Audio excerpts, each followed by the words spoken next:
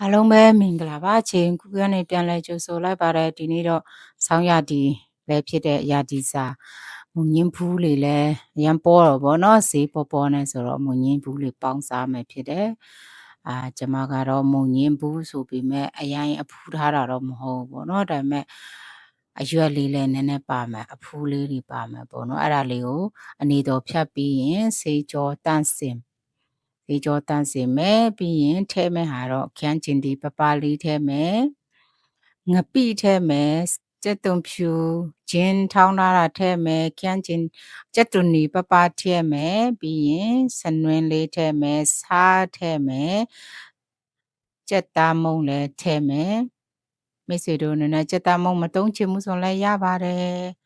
ကျွန်မကတော့ကျက်သားမုံလေးနည်းနည်းထည့်ထားတယ်ပြီးရင်စီလေးနည်းငယ်ထဲမယ်ပြီးရင်ကျမကဒီမုံညင်းရွက်ထဲမှာကျမကမုံညင်းဖူးပေါင်းတာပေါ့နော်မုံညင်းဖူးပဲမဟုတ်ဘူးကျမကတော့ပင်စိမ့်နှံလေးကြိုက်တဲ့အတွက်ပင်စိမ့်လေးလည်းထည့်ပြီးတော့နေထားတာပေါ့နော်ပြီးရင်ဆံမုံထဲမယ်မိတ်ဆွေတို့အနေနဲ့ဆံမုံကြီးတဲ့ပဲထည့်ရင်တခါလေးလဲနည်းနည်းမာတတ်တယ်ပေါ့နော်ဆိုတော့ကောက်ညင်းဆံလေးနဲ့ကောက်ညင်းဆံနဲ့သုံးချိုးတစ်ချိုးပေါ့နော်ဆာမုံနှချိုးကောက်ညင်းဆန်တချို့အဲ့လိုထည့်လဲရပါတယ်ပြီးရင်တေချာသမအောင်နေပြီးနွန်းသွားတဲ့အထိနေပြီးဆိုရင်ပေါင်းအိုးထဲမှာထဲမှာဒီနေ့ကတော့ကျမက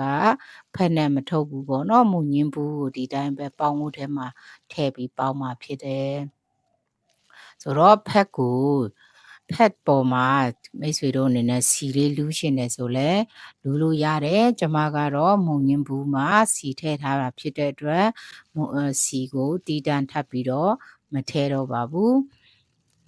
ဆိုတဲ့အခါမှာထည့်ပြီးတော့တေချာလေးစီရီလေးထည့်ပြီးတော့မှ